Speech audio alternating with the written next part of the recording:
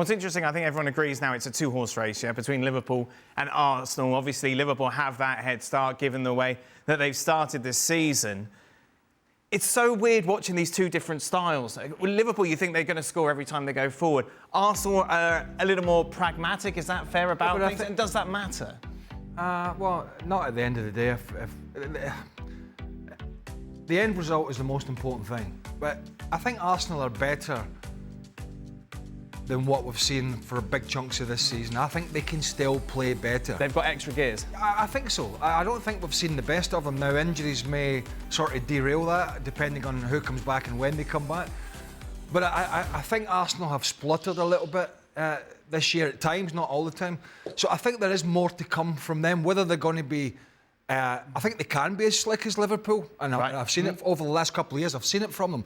Whether they can be as clinical in the final third where it really matters and still have that defensive solidity that we talked about with Liverpool.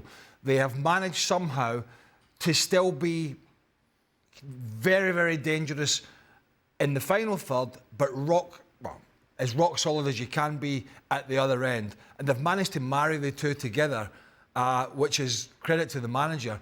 I think Arsenal can do that. I just don't think we've seen it as often this year as we have in previous seasons. They haven't been quite as good in the top third of the field as they have been in previous seasons. That was their strength. Yeah. When teams dropped deep, they could build up to the last third, and Odegaard and Saka, they had that little combination down the right-hand side. They did it down the left-hand side as well. They were very fluid. They were creative in and around that box. This year, it hasn't quite been so slick because they've had injuries to Odegaard, because they've had injuries to Saka.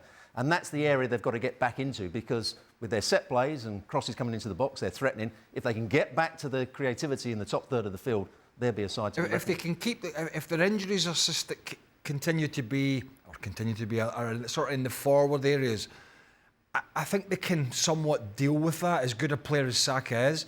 If they can keep this sort of goalkeeper and back line together, i.e., Timber, Calafiori and the two centre-backs, they're going to give themselves a platform. They're going to give themselves a chance.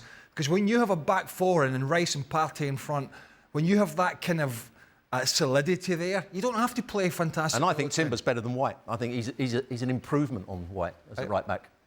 His eyebrows aren't as nice.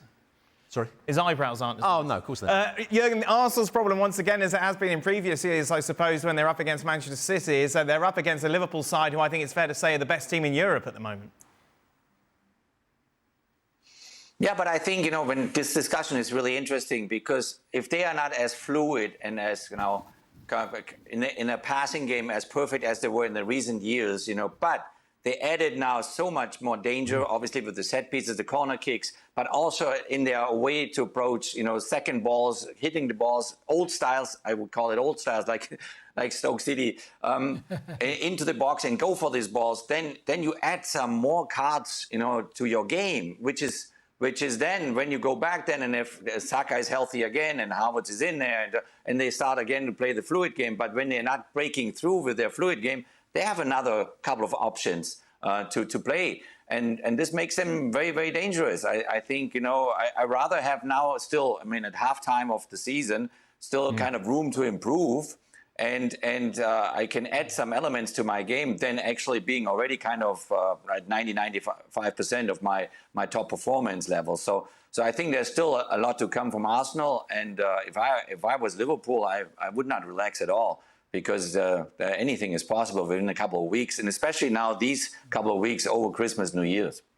It's weird because Arsenal and their fans are, and this is fair enough, but they're lapping up this sort of physicality and set piece. Yes. And ironically, particularly towards the end, under Arsene Wenger, it was their nemesis. They used to hate going to Stoke City. Wenger used to talk about it. They used to hate going to Bolton Wanderers. Well, it wasn't proper football that teams were playing against. They were too talented. Sam Allardyce's Bolton, with Kevin Davies up front, and Tony Pulis's Stoke City with Rory Delap slinging the ball in. A throw-in from every throw-in from the halfway line was getting shelled into the box, and Arsene Wenger used to hate it. He used to get so much under his skin, and quite often Arsenal would come away with nothing from these games because it was almost in their head. But here we are, quite a few years later, and they're digging out results, sort of doing it that way. Obviously they can play football, but the physical element of the game is actually keeping them in this title race at the moment. Last word on Arsenal to you, Mario. No, I love how Greg just explained it, because it was like I played in some of those sides. When we faced Arsenal, we had, for example, Steve Bruce, he would say to us in the beginning in the dressing room, he would say, like, we come in the dressing room, just getting ready, did the warm-up, we in the dressing room, he goes, let's give it to them. Let's just give it to them. And we, like, if you're a foreigner, in the beginning, you're like, what does he mean? Let's give it to them. What do you mean by that?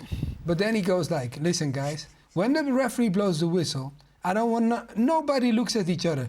You just, if you don't know it, you make sure they know it, that they push back because they're getting scared of you.